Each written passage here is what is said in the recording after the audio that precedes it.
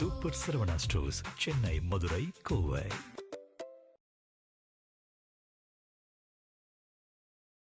உள்ளே மனிதர்கள் நடமாட்டம் இருப்பது கூட வெளியே யாரும் அறிந்து கொள்ள முடியாத ஒரு பாதை அவருக்கு வடிவமைக்கப்பட்டிருக்கிறது. அதற்குள்ளிருந்து அவர் செய்திகளை கடத்துகிறார்.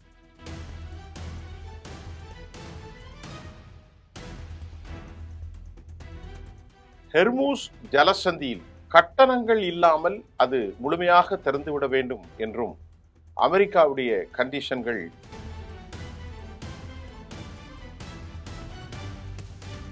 இதற்கிடையில் அமெரிக்க அதிபர் டொனால்ட் ட்ரம்புக்கு அந்த நாட்டில் மரியாதை குறைந்து மக்களிடத்திலே 39% அவர் சரிஞ்சிட்டார்.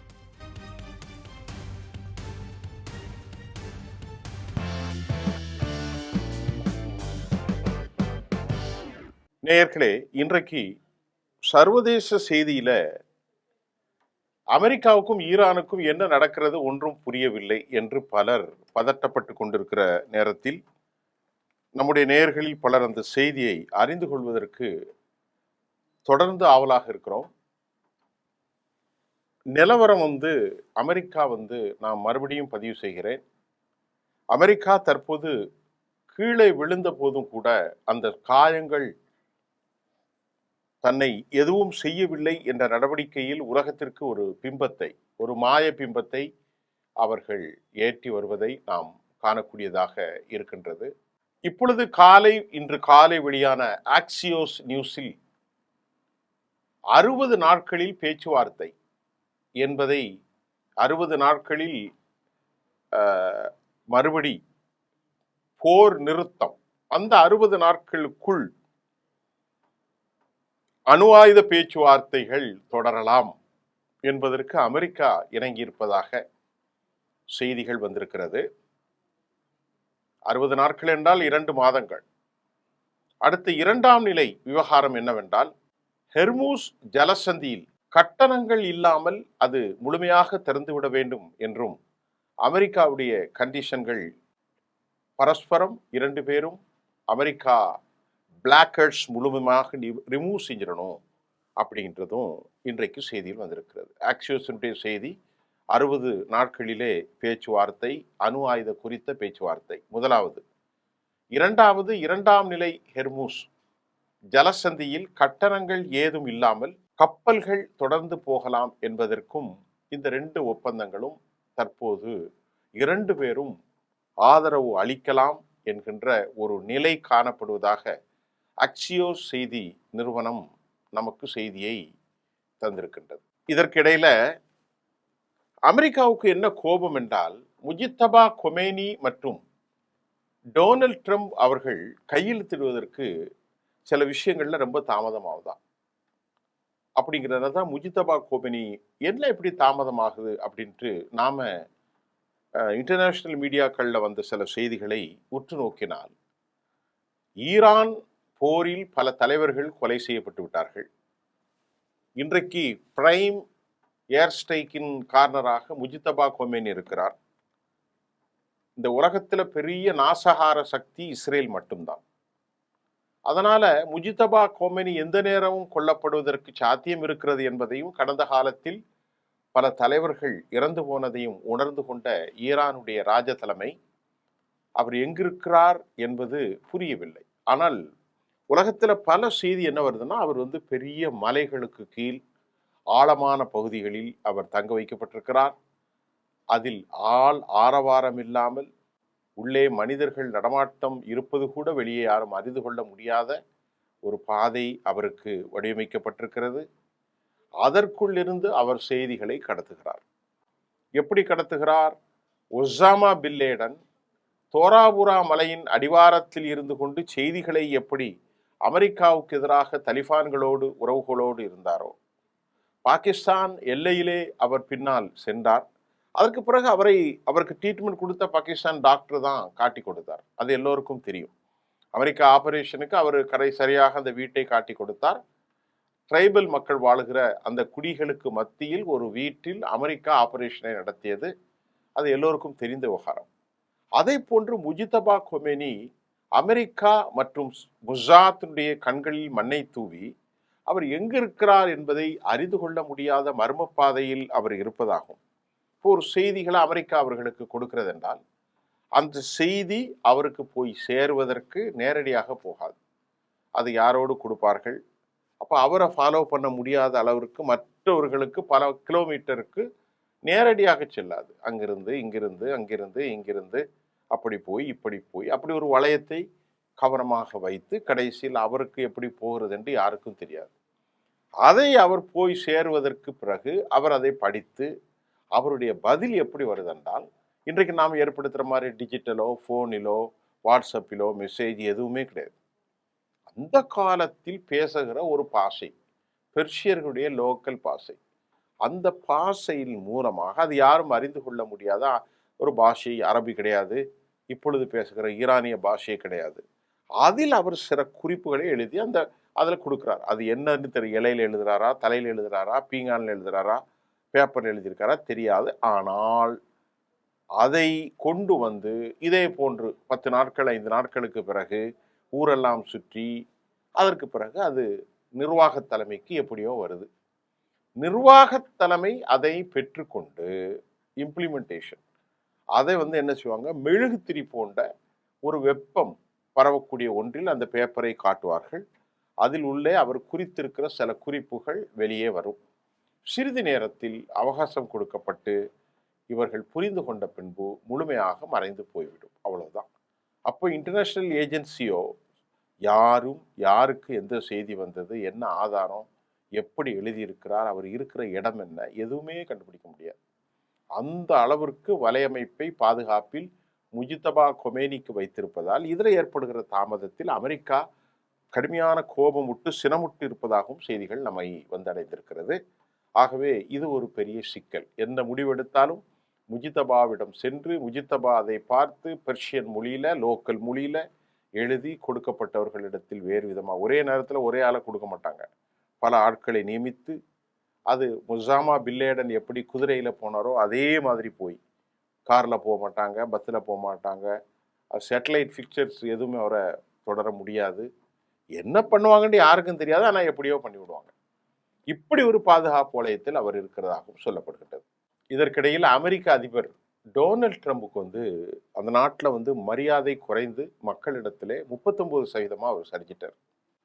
இதுக்கெல்லாம் நாளைக்கு பாகிஸ்தான் மற்றும் அமெரிக்க வெளியுறவுத்துறை அமைச்சர் மட்டத்தில் பேச்சுவார்த்தை இன்று நடக்கலாம். நாளை என்றால் எனக்கு இந்த செய்தி நேற்று கிடைத்தது. ஏன் பேச்சுவார்த்தை நடத்தலாம் என்றால் அமெரிக்கா இதற்கு மேலே கொண்டு செல்ல முடியாது. ஆகவே அவர் வரக்கூடிய நாட்களில் தேர்தலை எதிர்கொள்ள வேண்டியிருக்கிறது. அது மட்டும் இல்லாமல் 90 நாட்களில் இப்போ 90 நாட்கள் முடிஞ்சது நேற்றோடு.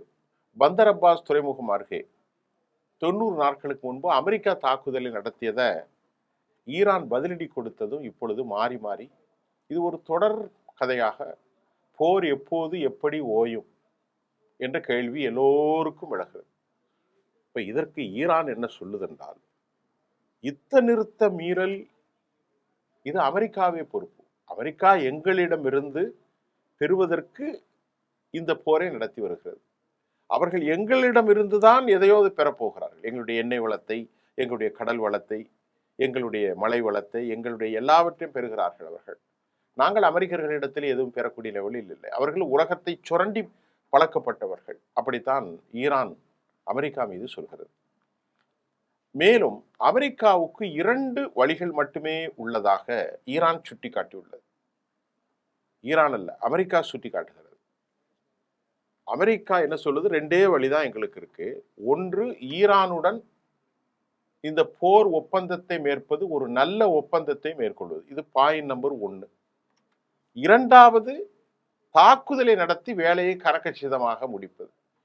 இருந்த போதிலும் ஹெர்முஸ் ஜலசந்தி உலகின் முக்கியமான ஒரு எண்ணெய் போக்குவரத்து வழி. இந்த தடத்தை திறக்கணும், அமெரிக்கா அதை கண்காணிக்கும். ஆனால் எந்த நாடும் அதை தனது கட்டுப்பாட்டில் கொண்டு வர நாங்கள் ஒருபோதும் அனுமதிக்க மாட்டோம்.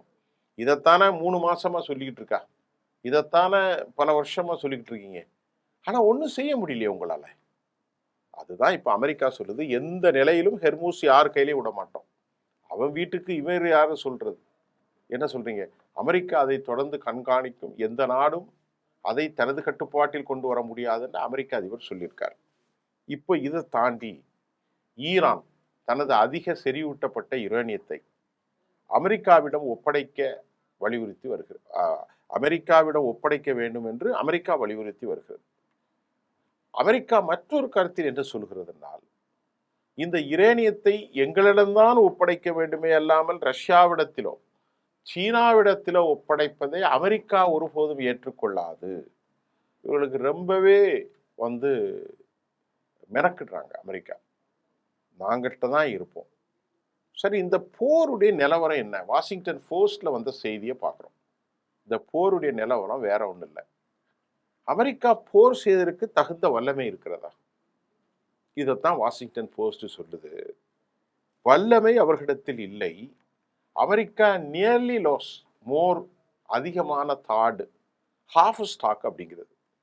தாட் சிஸ்டத்தில் எதிர்வினையாட்டக்கூடிய வான் பாதுகாப்பு சாதனங்களில் ஏவுகணைகளை அவர்கள் 50% இழந்திருக்கிறார்கள். Point number 1. ரெண்டாவது, 100க்கும் மேற்பட்ட SM-3 அண்ட் SM-6 இன்டர்செப்டார் அதையும் இழந்திருக்கிறார்கள் during the war against Iran. மூன்றாவது, மிக முக்கியமாக ஆங்கில செய்தி சொல்கிறது, தலைப்பே ட்ரைன் வெப்பன்ஸ். அது என்ன ட்ரைன் வெப்பன்ஸ்? ஆயுத பற்றாக்குறை.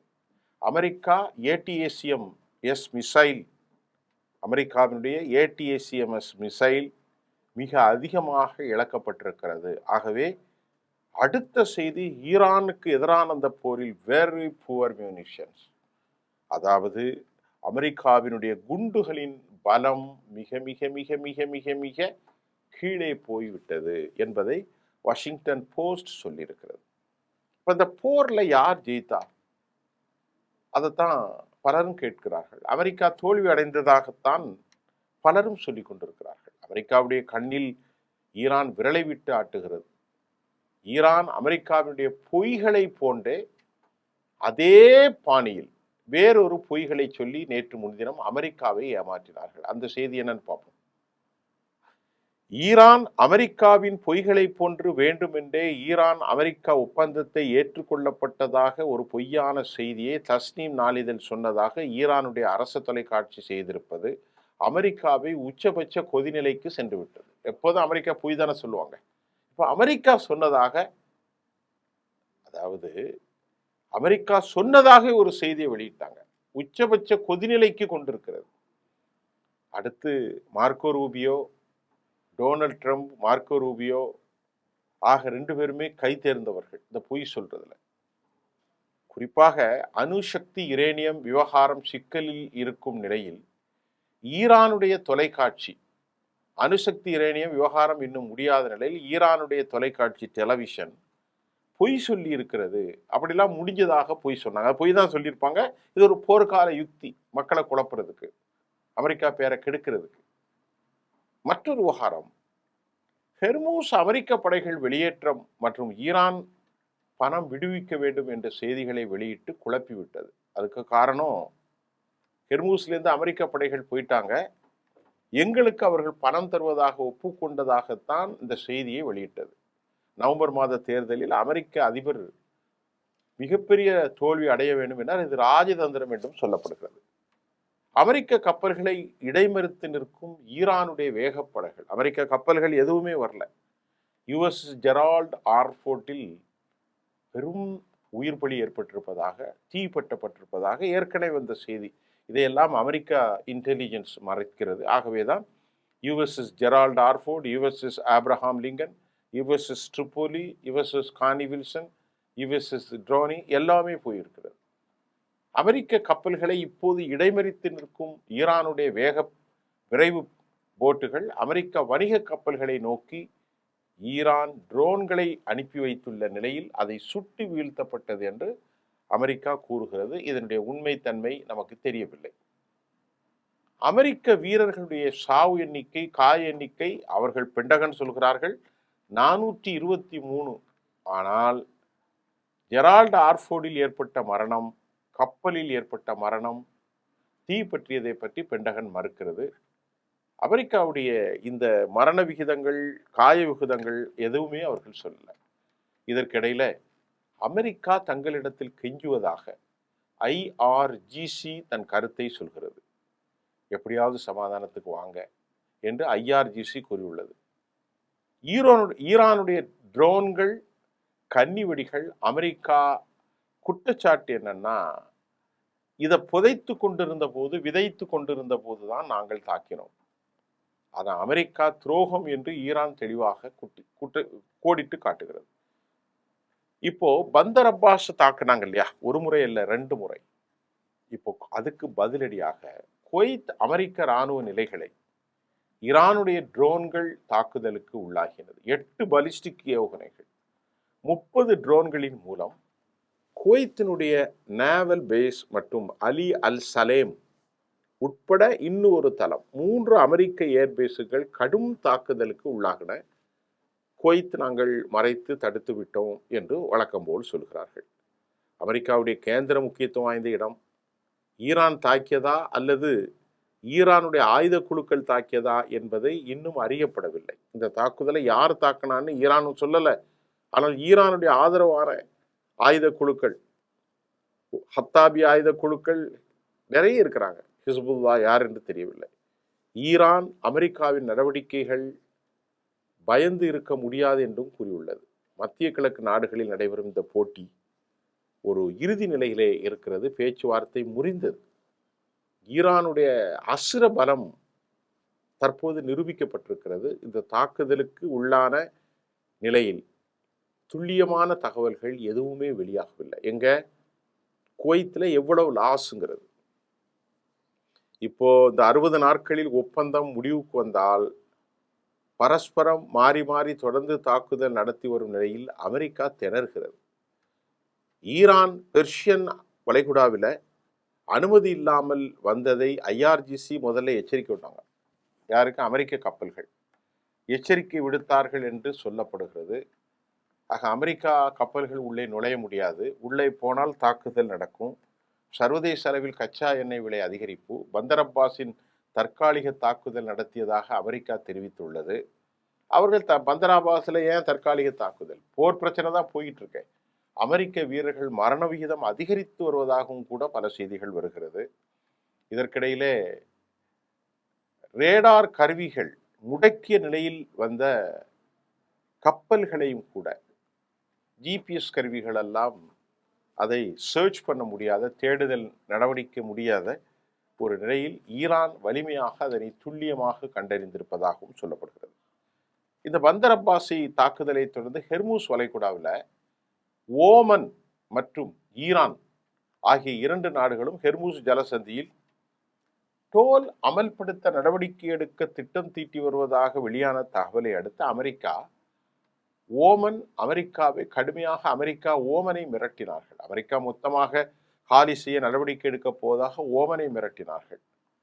ஓமன் நாடும் அமெரிக்காவும் பாரம்பரியமாக நட்பு நாடுகள் தான். இருந்தாலும் ஈரானுடைய இந்த திட்டத்திற்கு அது மறைமுகமாக உதவினால் மிகப்பெரிய பொருளாதார நெருக்கடிகளை நீங்கள் சந்திக்க வேண்டி இருக்கும் என்று அமெரிக்கா எச்சரித்திருக்கிறது. ஆக ஓமன் இப்போ லெபனான்ல ஒரு கொடூரமான தாக்குதல்களை நடத்தியிருக்கிறார்கள் 40 இடங்களில். ஹிஸ்புல்லாவுடைய இந்த தாக்குதலில் ஹிஸ்புல்லாவை அழிக்க வேணும் என இஸ்ரேல் கடும் முயற்சி. அதே போன்று பலஸ்தீனத்தில் உள்ளே பஃபர் ஜோனை ஆரம்பித்து ஒரு பெரும் பகுதியை ஆக்கிரமித்திருக்கிறார்கள்.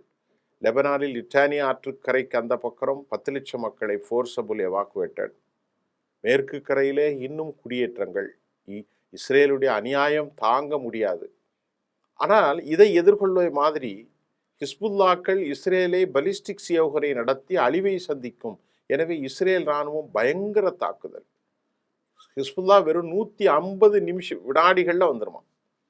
ஹிஸ்புல்லா வீசுறது 150 செகண்ட்ஸ்ல டெல்லவியும் வந்துருமா. அவ்வளவு வலிமையானது என்று சொல்கிறார்கள். அவர்களுக்கு ஆயுதங்கள் கொடுப்பது ஈரான் தான். முஜித்தபா கமேனி நேற்று வெளியான ஒரு அறிக்கையில நாட்டு மக்களுக்கு அவர் சொல்கிறார், நம்மை அமெரிக்காவால் எதுவும் செய்யலாது என நாட்டு மக்களுக்கு அவர் ஒரு என்ன சொல்றது, அணுக்கதிர்களை என்ரிச் செய்யதை போன்று மக்களை என்கரேஜ் அண்ட் என்ரிச்டு அப்படிதான் சொல்லணும், செறிவூட்டி இருக்கிறார், உறுதிப்படுத்தி இருக்கிறார். நம்மளால் அமெரிக்காவை எதுவுமே செய்ய முடியாது அப்படின்னு சொல்லியிருக்காரு. அது வீடியோவில் வந்திருக்கு அப்படின்னு நினைக்கிறேன். அமெரிக்காவுடைய MQ-9 24 உளவு விமானங்களை ஈரான் இதுகாரம் சுற்றி வீழ்த்தியிருக்கிறது. அமெரிக்கா பெரும் அளவில் பின்னடைவை சந்தித்திருக்கிறது. இதல்லாமல் ஈரான் உலகத்துக்கு ஒரு புதிய இராணுவ தொழில்நுட்பத்தை கண்டுபிடித்திருப்பதாக நேற்று செய்தி வந்தது. அது என்ன? RSE கமன்கீர் என்று சொல்லக்கூடிய ஒரு புதிய தொழில்நுட்ப ஏர் டிஃபென்ஸ் சிஸ்டம். இது மிசைல். இது எப்படின்னா, இது ஈரானுடைய ஏர் டிஃபென்ஸ் சிஸ்டமா? அது ஸ்பேஸில் தொங்கிட்டு இருக்குமா? இது எப்படின்னா, இதிலிருந்து வெளியேறக்கூடியதை ஸ்பேஸில் தொங்கி கொண்டு இருக்கும். அது வரக்கூடியதை எவ்வளவு நேரமானாலும் நார்மலாக சர்ச் பண்ணி அடித்து காலி செய்துவிடும். அப்படிங்கிற RSE கமன்கீர் என்கின்ற ஈரான் புதிய தொழில்நுட்பங்கள் நிறைந்த ஏர் டிஃபென்ஸ் சிஸ்டத்திலிருந்து அல்லது ஏர் டிஃபென்ஸ், இதை பற்றியான தகவல் என்னிடத்துல பிரீஃபாக இல்லை. நான் கிடைச்ச தகவலை சொல்கிறேன், படிச்சுட்டு RSE கமன்கீருடைய டெக்னிக்கல் த மூமெண்ட்ஸ் ஆஃப் அந்த இன்ஸ்ட்ருமெண்ட்ஸ் அல்லது அந்த ஏவுகணை அல்லது இந்த டிஃபென்ஸ் மெக்கானிசம் இதை பற்றி பேசுவோம். இதிலிருந்து ஒரு ஏவுகணை போய் ஸ்பேஸில் தொங்கி கொண்டு இருக்குமா, ஹேங்கிங். இப்போ நம்ம ஸ்பேஸில் ஏராளமான அனுப்பக்கூடியது எல்லாம் நிலை நிறுத்தி வைப்பதை மாதிரி இவர்கள் நிலைநிறுத்தி வைத்திருக்கிறார்கள். அதிலிருந்து ஒரு ஏவுகணை வெளியே எதிரி நாடுகளிடத்தில் வருகிற எல்லாவற்றையும் அழிக்கும் RSE கமன்கீர் என்கின்ற செல்ஃப் ரிலையன்ட் தொழில்நுட்பத்தில் உலகத்தை விஞ்சி இருக்கிறதா? இதனுடைய தாக்கம் என்ன? இதுவும் இப்போது ஒரு செய்தி கிடைத்திருக்கிறது. ஆகவே இன்றைக்கு பல்வேறு செய்திகளின் தொகுப்பை உங்களுக்கு வழங்கியிருக்கிறோம். மீண்டும் நாளை புதிய செய்திகளோடு சந்திப்போம். நன்றி. என்ன வேணும் ஸ்கூலுக்கு, எல்லாமே இங்கிருக்கு. Super Saravana stores, Chennai, Madurai, Kovai.